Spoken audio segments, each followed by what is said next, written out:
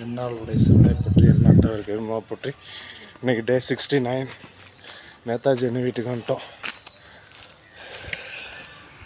இப்படின்னு தெரிஞ்சிருந்தால் மேலே வந்து எழுப்பி விட்டுருப்பேனே.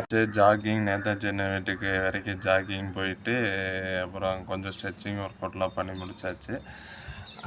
ஓகே, இன்றைக்கி என்ன தோணுதுன்னா, நம்ம வந்து இப்போ டெய்லி ஒர்க் அவுட் பண்ணோம், ஏதாச்சும் ஒரு விஷயம் பண்ணணுன்னா இந்த நாடு நல்லா இருக்கணும், இந்த உலகம் நல்லா இருக்கணும், நம்மகிட்ட இருந்து தான் ஸ்டார்ட் பண்ணணும். நம்ம வந்து ஒன்று யாரையும் கம்ப்ளைண்ட் பண்ணக்கூடாதுன்னு முடிவு பண்ணிட்டேன். இப்போ ஆக்டர்ஸ் இவங்கெல்லாம் அவங்க வந்து அந்த ஸ்டைல் மூலயமா மக்களை அட்ராக்ட் பண்ணிட்டு ஃபேன்ஸ் இது பண்ணி அது மூலமாக ஏர்னிங் பண்ணி அது மூலமாக செலிப்ரிட்டி ஸ்டேட்டஸ் வந்து அடைஞ்சு அதிலிருந்து வேறு இது செய்யணும், நல்லது செய்யணும்னு நினைக்கிறாங்க.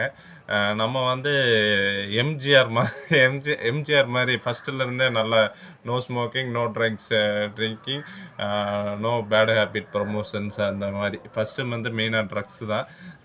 அதனால் அந்த இதில் வந்து நம்ம அதே மாதிரி நம்ம பண்ணணும். பெருசானாலும் பரவாயில்ல, எனக்காகனாச்சும் பண்ணிக்கணும்னா அது பண்ணுற வரைக்கும் நான் ஹாப்பியாக இருக்கிறேன்.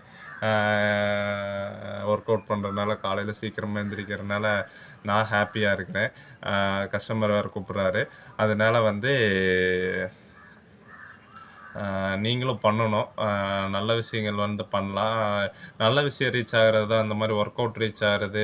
ஒர்க் அவுட் வந்து ஸ்டைலாக இது பண்ணுறது வந்து ரீச் ஆகுது, பார்க்குறதுக்கு நல்லா இருக்குது, பண்ணுறதுக்கு வந்து. ஆனால் வந்து ஃபஸ்ட்டு ஸ்டார்டிங்கில் கஷ்டமாக இருக்குது, போக ஈஸியாகிக்கிட்டே வந்துடும். அது பண்ணலைன்னா உங்களுக்கு வந்து தூக்கம் வராது கைஸ், அந்த மாதிரி ஆயிடுச்சு.